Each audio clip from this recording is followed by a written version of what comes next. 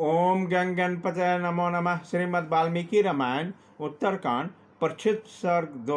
कुत्ते के प्रति श्री राम का न्याय। उसके इच्छा के अनुसार उसे मारने वाले ब्राह्मण को मठाधीश बनाना और कुत्ते को मठाधीश होने का दोष बताना।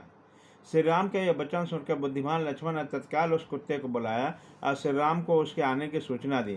वहां आए हुए कुत्ते को देखकर श्री राम ने कहा, सार, मैं तुमको जो कुछ कहना उसे मेरे सामने कहो, यहाँ तुम्हारा कोई भय नहीं है। कुत्ते का मस्तक फट गया था। उसने राज्यसभा में बैठे हुए महाराज श्री राम को देखा और उससे देखकर इस प्रकार कहा, राजा ही समस्त प्राणियों को उत्पादक और नायक है। राजा सबके सोते रहने पर भी जागता है, प्रजाओं का पालन करता है। राजा सबका रक्षक है। वह उत्तम नीति का प्रयोग करके सबकी रक्षा करता है। यदि राजा पालन न करे तो समस्त प्रजाएं शीघ्र नष्ट हो जाती है। राजा कर्ता, राजा रक्षक और राजा संपूर्ण जगत का पिता है। राजा काल और युग है और राजा संपूर्ण जगत है। धर्म संपूर्ण जगत को धारण करता है, इसलिए उसका नाम धर्म है। धर्म ही समस्त प्रजा को धारण कर रखा है, क्योंकि वही चराचर प्राणियों सहित सारी त्रिलोकी का आधार है।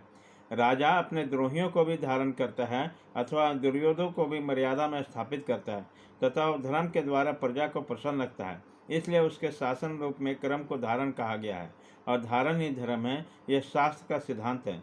रघुनंदन, यह प्रजा पालन रूप परम धर्म राजा को परलोक में उत्तम फल देने वाला होता है। मेरा तो यह दृढ़ विश्वास है, धर्म से कुछ भी दुर्लभ नहीं है।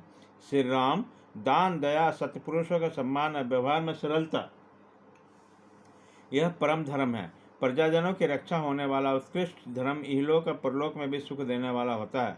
उत्तम धर्म का पालन करने वाला रघुनंदन, आप समस्त प्रमाणों के भी प्रमाण हैं। सत्पुरुषों ने जिस धर्म का आचरण किया है वो आपको भली भांति विदित है। राजन, आप धर्मों के परम धाम और गुणों के सागर हैं। निर्विशेष मैंने ज्ञान बस से आपके सामने धर्म की व्याख्या की है। इसके लिए मैं आपके चरणों पर मस्तक रखकर क्षमा चाहता हूँ और आपके प्रसन्न होने के लिए प्रार्थना करता हूँ कि आप यहाँ पर मुझ पर कुपित न हो। कुपित कुत्ते की यह बात सुनकर श्री रघुनाथ जी बोले, तो निर्भय होकर बताओ, आज मैं तुम्हारा कौन सा कार्य सिद्ध करूं? अपना काम बताने में विलंब न करो। श्री राम की यह बात सुनकर कुत्ता बोला, रघुनंदन, राजा धर्म से ही राज्य प्राप्त करे और धर्म से ही निरंतर उसका पालन करे। धर्म से ही राजा सबको शरण देने वाला और सबका भय दूर करने वाला होता है। ऐसा जानकर आप मेरा जो कार्य है उसे सुनिए। प्रभु, सर्वात सिद्ध नाम से प्रसिद्ध एक भिक्षु है जो ब्राह्मण के घर में रहा करता था। उसने अकारण ही मुझ पर प्रहार किया है। मैंने उसका कोई अपराध नहीं किया है। कुत्ते की बात सुनकर श्री राम ने तत्काल एक द्वारपाल को भेजा और स्वार्थसिद्ध नामक विद्वान भिक्षु को ब्राह्मण को बुलवाया। श्री राम को देखकर उस महातेजस्वी श्रेष्ठ ब्राह्मण ने पूछा, निष्पाप रघुनंदन, मुझे आपका क्या काम है? ब्राह्मण के इस प्रकार पूछने पर श्री राम बोले, ब्राह्मण, आपने इस कुत्ते के सिर पर जो प्रहार किया इसका क्या कारण है?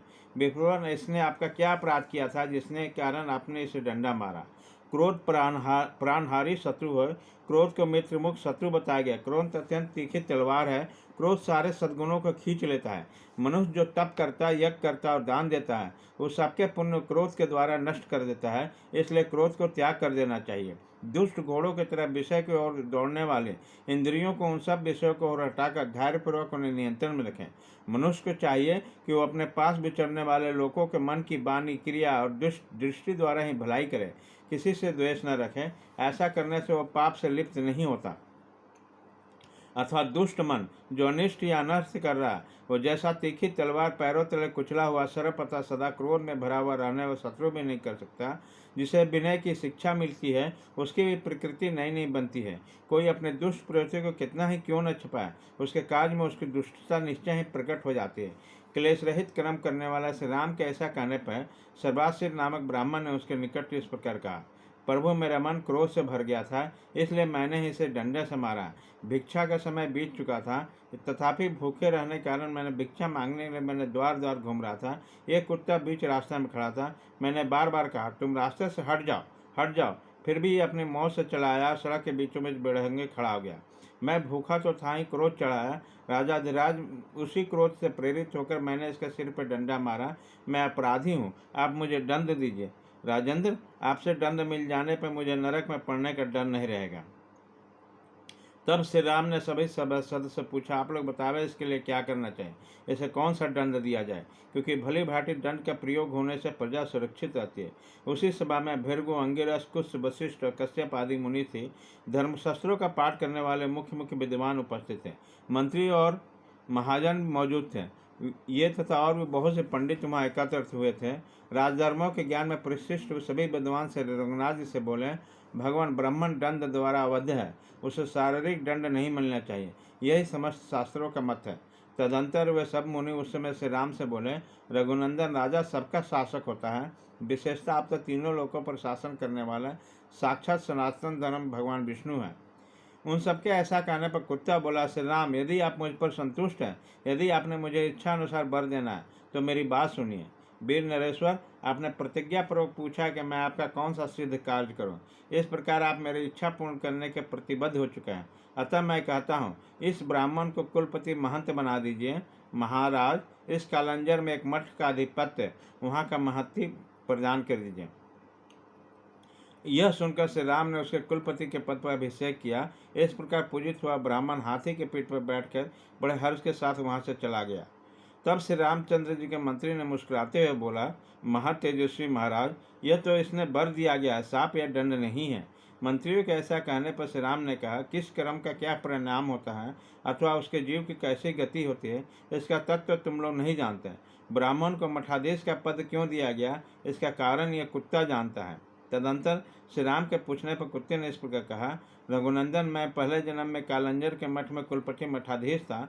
वहाँ एक शिष्ट अन्न का भोजन